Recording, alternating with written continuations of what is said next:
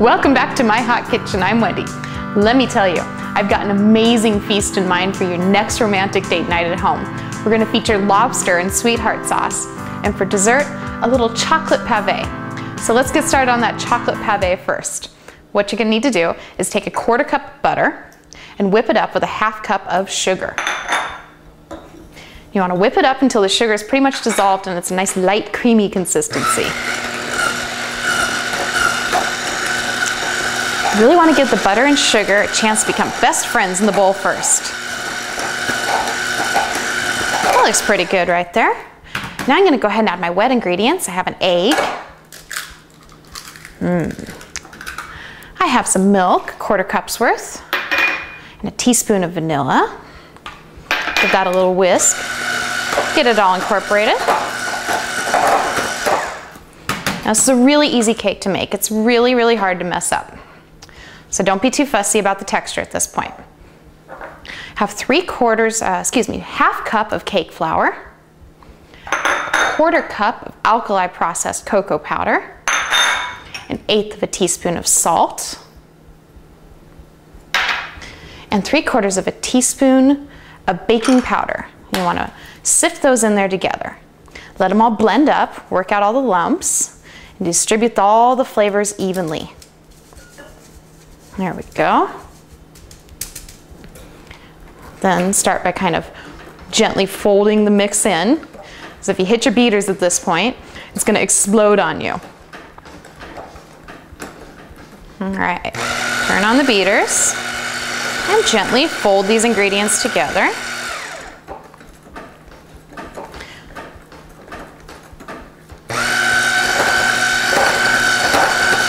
Yum! Look at that, chocolate cake manifesting before your eyes. Now I'm going to give the bowl a little scrape here and get all the goods worked into the batter. I want to make sure it's all evenly mixed.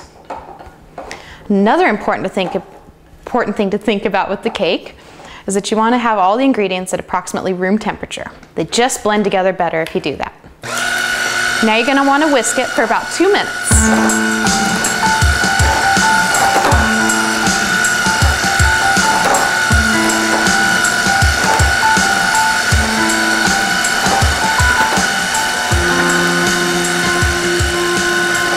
Well, now that looks like a happy little cake batter right there. Yum! I love the color of that. Now you'll note that when we were talking about ingredients, I called out using an alkali processed cocoa powder. So I tested this recipe with both alkali processed and Dutch processed cocoa powder, and I definitely liked the result of the alkali processed cocoa powder. And it's a good thing too, because most commercial cocoa powders are alkali processed, so it's a super easy and fairly inexpensive ingredient to find. Now I'm pouring the batter into my pan that I've treated with butter and flour. It's going to help prevent the cake from sticking to it. Now I'm just going to kind of spread it out here in the pan so that it bakes nice and evenly.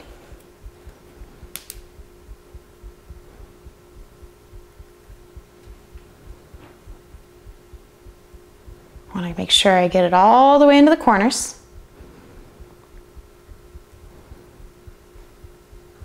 Flatten it out. It's kind of a sticky batter, so it will put up a bit of a fight, but don't worry, you'll win. You're the one with the spatula.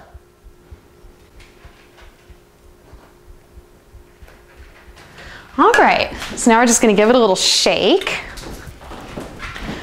and put it in the oven. I've got the oven preset at 350 degrees. The cake's going to need to bake for about 10 to 15 minutes. In the meantime, we can get started on the ganache. The ganache is going to play a dual role here. The first and most primary role of our ganache tonight will be that it's going to be frosting the cake. The second part is that we're going to make some little chocolate-covered strawberries. The ganache that's going to be on the cake is going to be a white chocolate, and the ganache to coat the strawberries is of course going to be dark chocolate. So I've added a cup of heavy cream to my pan here. And I'm going to set the heat to medium-low. What I'm going to do is just bring it up to a nice little simmer.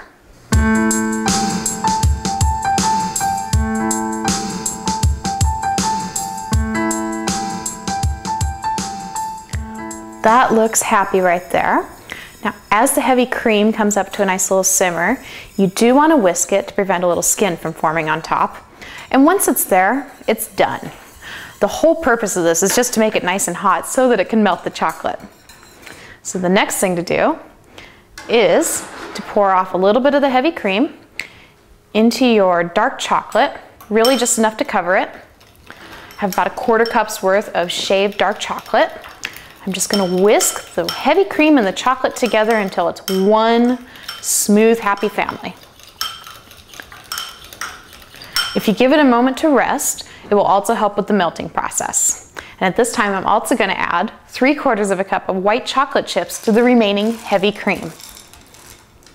And I'm gonna give those just a moment to get all happy in that nice hot cream there for a minute before I even start to whisk that. Back to this dark chocolate ganache business. It's really fun. As the dark chocolate melts, it goes from looking kind of grainy and weird to the smooth, beautiful consistency. And now at this point, I'm just gonna let the dark chocolate ganache set and turn my attention back to the white chocolate ganache. It's had a couple seconds here to soften up. You can see those white chocolate chips just melting away under the heat of the heavy cream. And it's the same process for both. Ganache is just hot, heavy cream and melted chocolate. And it's amazing how magical it is when it's all put together.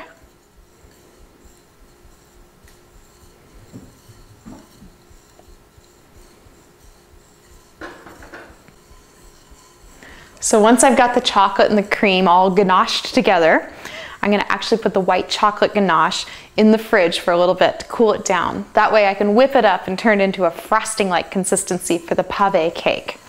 And before I do that, I'm gonna dye it pink. That looks very nice. One nice smooth consistency. Now I'm gonna add a drop of red food coloring. I'm doing this for 2 reasons. 1, because I love color in my food. And 2, because the color of the chocolate cake would show through the white chocolate ganache. And if you put just a little color in there, it helps to disguise it. And then it's kind of a mystery as to what's under that beautiful frosting. Well, that looks great right there. I'm gonna just scrape around here and make sure there's no more little rogue chunks of white chocolate stuck on the bottom of the pan. And then I'm gonna go ahead and put it in a bowl and stick it in the fridge. And hey, I bet you that cake is ready. So let's go pull that out of the oven and see if it's done. It sure smells good. I'm gonna poke a hole in it with a toothpick here. My toothpick came out clean, so that means the cake is done. It can just sit there on the counter and cool down while you prepare the chocolate dipped strawberries. So I'm just gonna give the ganache a little more whipping here. You know, it's actually gonna need to be a little bit thicker than that in order to really coat the strawberries, so let's put it in the fridge for a few moments.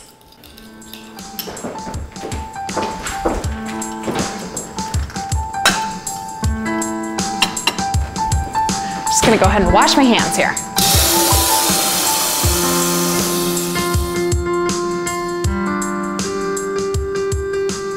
So while the cake's a little bit warm, I'm gonna go ahead and unpan it and start by drawing a knife around the edges, loosening it up, pop it in there a little bit. Then I'm gonna take my rack, put it on top of my pan, and invert, and voila. That's gonna help to expedite the cooling. And we're done with this pan now. It's time to get the ganache out of the fridge. It's surely cooled down enough to coat the strawberries. Oh yeah, that's nice right there. I like that. So I just have a few strawberries. These are more of a garnish and something yummy for your sweetie to pop in their mouth. Just gonna drop the strawberry in there. Give it a little roll. Let the excess drip off for just a moment. Rotate it and set it on a piece of wax paper. I'm gonna do 3 strawberries all in all. You can do as many as you like. These are really big strawberries, so I think 3 will be quite enough.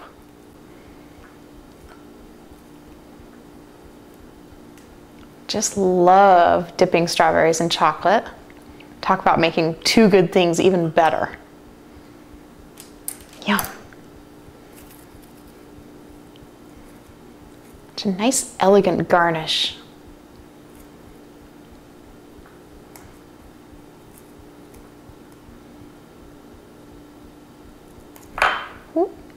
Get that one on the wax paper.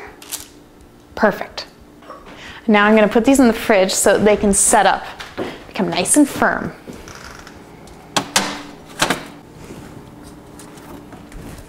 Well, now this has had enough time to cool down. Nice little ganache here. You can see it's still pretty liquidy. So now it's time to whip it up into a frosting.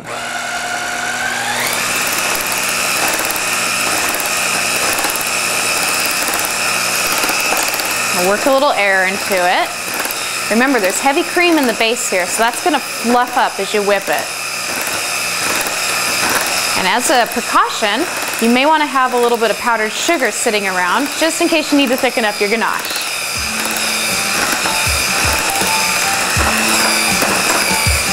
But thanks to the heavy cream, you probably won't need it.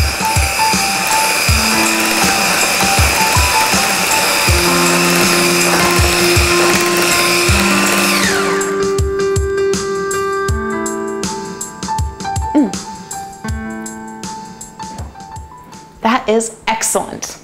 Very nice and light and fluffy. Didn't need the powdered sugar at all. So now it's time to move on to actually building the cake. So the first thing that I'm going to do is cut this cake in half. I'm going to use a serrated knife, one smooth motion, and inevitably one side of the cake is going to be thinner than the other. That's the layer that you want to put on the bottom, the thin one. We're going to fill this cake with a little bit of strawberry jam. Now I'm using my own homemade strawberry jam here, and someday I'll get around to showing you how to do that, how to make your own jam. But in the meantime, you can use your favorite strawberry jam or any other sort of jam that you have on hand. You just want to spread it on there. Take note of what parts are thinner than others and spread the jam on there thicker. Part of the art of cake making is making it all fit while you're building it. Ultimately, you just want to ensure there's a nice little layer of the jam touching each and every part of the chocolate cake.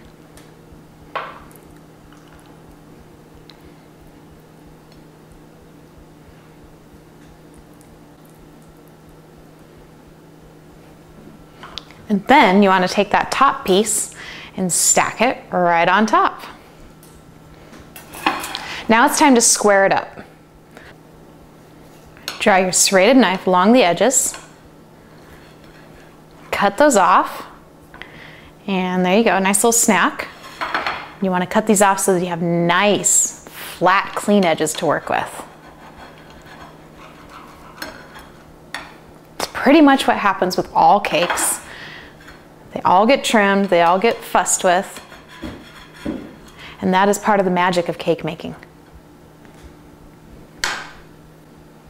Get those off my fingers there. What a shame. And now, I'm going to clean up the edges of the plate here, get the crumbs off of it, because we don't want those mucking up the works. Now it's time to frost. So one very important set of tools that you'll need for a successful cake frosting is going to be a flat metal spatula and hot water. So take it, press it on the top, work from the center out. Anytime that it starts sticking to the spatula, just dunk it. The water helps the frosting not to stick. The heat helps it to melt and move. And you just kind of want to work it slowly and gently across the top of the cake. So it's just going to take a few moments to go ahead and frost the cake all the way. Just keep working it nice and slowly, nice and gently. A loving touch, if you will. and frost it.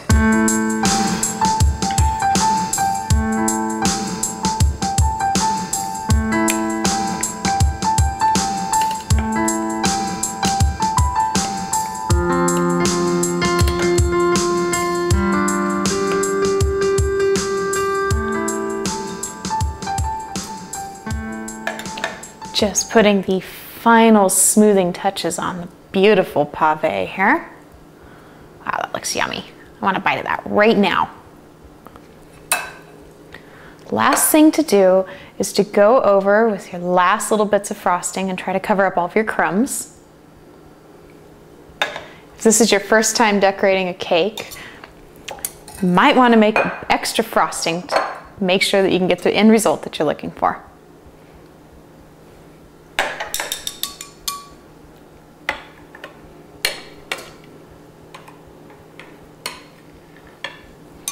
Now we just need those strawberries.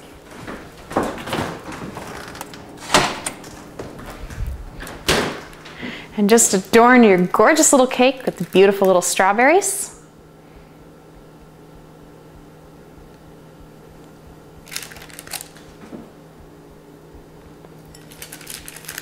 And then your masterpiece is done.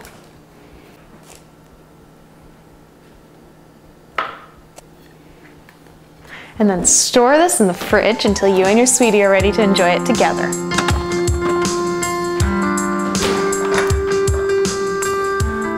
And now it's time to get started on the entree. The first thing that you're going to want to do is make the sweetheart sauce. It's really more of a soup, but soups and sauces aren't that far apart from each other.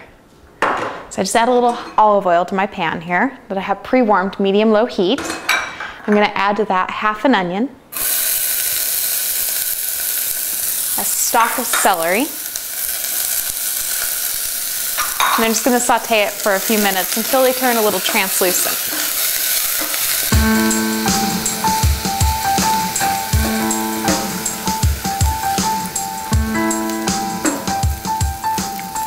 That looks good right there. It's important to this recipe that you keep it just translucent and try to avoid browning this because you want the flavors to be light and clean and delicate. So let's add 1 peeled and diced sweet tomato. Also a teaspoon of turmeric, 1/8 of a teaspoon of paprika, and 1/8 of a teaspoon of white pepper. I want to go ahead and get those in now so they can get in contact with the heat and the oil and just infiltrate the dish with all those flavors. Saute just until you've got everything all coated and all loved up.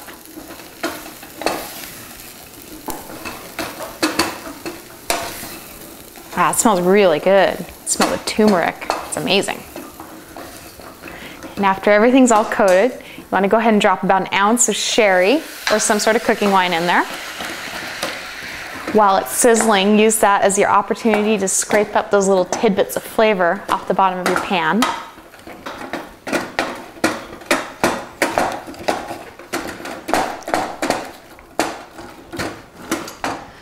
Then you want to add water, just enough to cover it. It'll be between 1 and 2 cups. There we go. 1 ounce of heavy cream to make it luscious. 3/4 of a teaspoon of salt. And give it a little stir, and then you want to bring it up to a boil. Drop it down to a simmer. All right, let's cover this up. It's going to need to simmer for about 20 minutes or so, or until the sweet potatoes smash apart.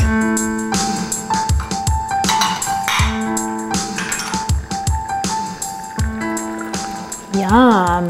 Wow, that smells really good. Let's see how the sweet potatoes are doing. Smashing? Yes. They smashed nicely. So now it's time to puree them up. So now we're going to take this and pour it off into a measuring cup, as much of it as we can anyway. Then put the rest of it in a blender. And please note this is very hot, so you're going to want to handle it with care. I recommend doing it in 2 small batches. Fix the lid on there, very firmly hold it on, and pulse very gently at first.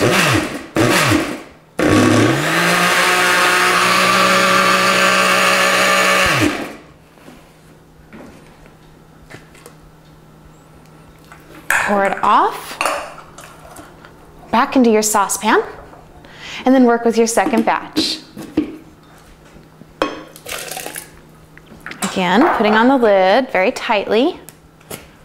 Use a towel to hold it on there because it's hot. Pulse it gently.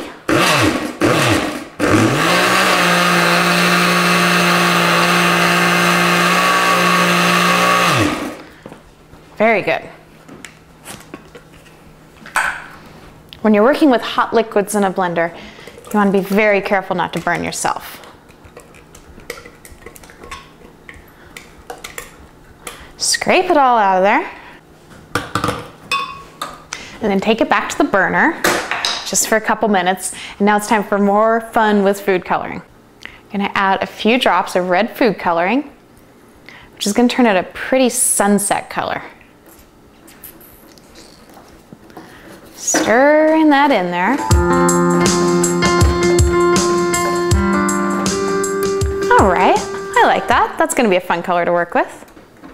And of course, before you finish off any sauce, you want to give it a little taste to make sure you've got your seasonings right. So exquisite, so smooth. That's going to be amazing background to the lobster. So at this point, you can just put a lid on it and set it off to the side. It'll hold on to its heat just fine. Next thing you want to do is start working on the Buerre Blanc sauce.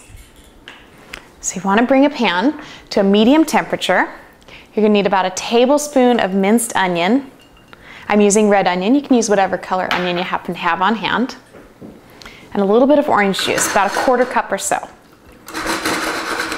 And what you want to do is just bring that up to a low simmer and evaporate out most of the orange juice. In a sense, quickly pickling the onion with the acidity of the orange juice.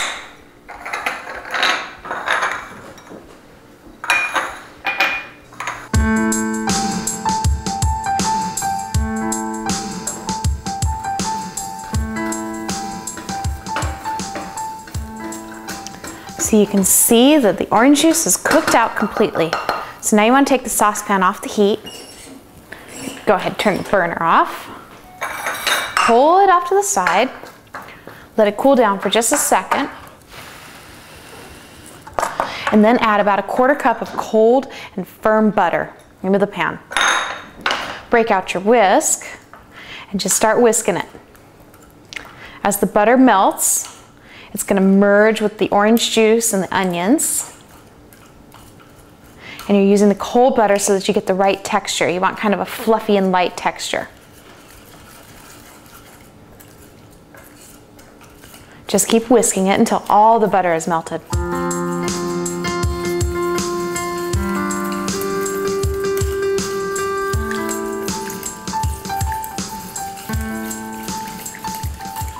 And once the butter is melted, you're done. Give it a little taste.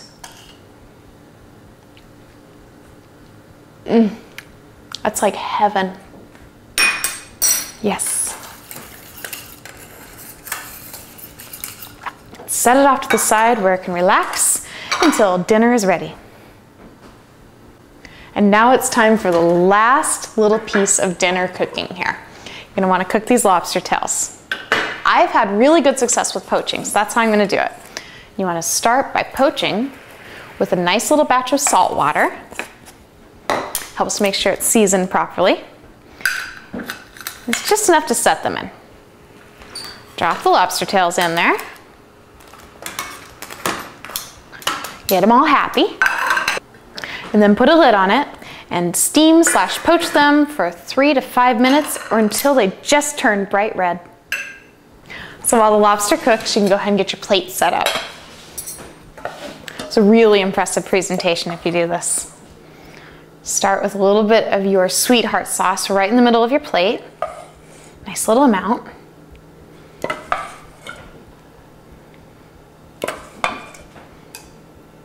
There we go. And then take the andouille sausage. I'm using fully cooked andouille sausage here. And kind of poke it in to the sweetheart sauce. The andouille sausage plays a couple roles here. It's a flavor for one, and for two, it's a little extra protein because there's usually not a lot of meat involved with a lobster. Let's go check on the lobster. Oh, it's beautiful. Look at those little beauties. Take the lid off, stop them from cooking. And obviously you're gonna have to do something about getting them out of the shells. So I'm gonna take them out of here, place them on my cutting board.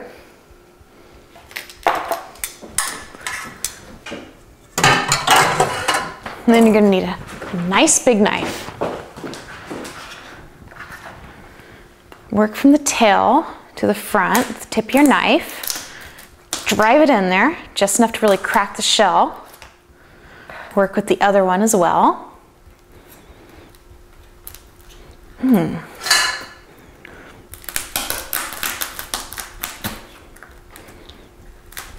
want to work to just above the top of the tail.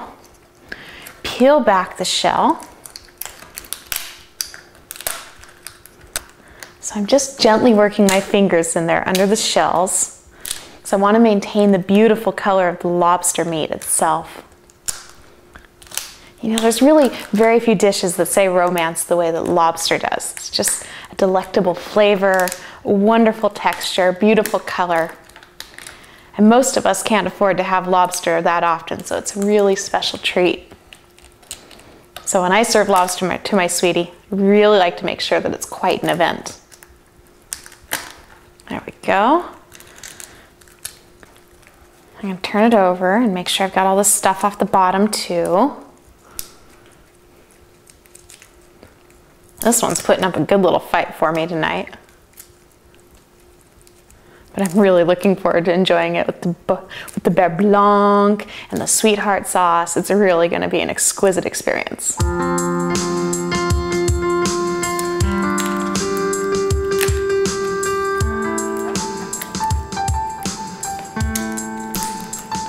There we go. All right, make sure all the shell pieces are removed and plant the beautiful lobster tail right in the middle of the sweetheart sauce. Fan out his little fins, and then you'll need the Buerre Blanc, and then drizzle the sauce right over the top of the lobster, right in that little crevice you cut as you peeled it. Be nice and generous with it. This is lobster. Lobster needs lots of butter to be happy. There we go. A little sprinkle of green onion to brighten up the plate. And good. And just like that, you've crafted an amazing, exquisite lobster feast for your sweetie. So pair this up with a nice dry white wine. Think Chenin Blanc, Viognier, Chardonnay, Pinot Gris. Any of those would be delicious. Now call in your sweetie. And the apron's out.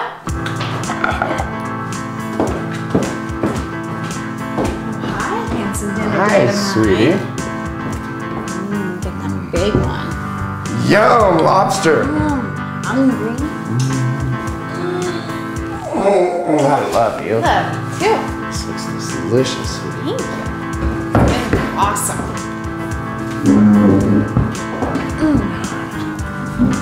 Yeah, lobster. So ready for this? Little andouille sausage sort of rounded out. Yum.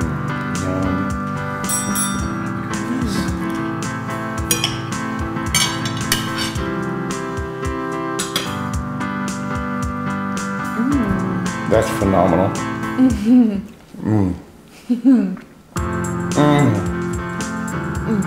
This is such a hot kitchen. Oh, this is so good. So thanks for joining me in my hot kitchen tonight. Have fun turning up the heat in your kitchen, and I'll see you next week. Night night.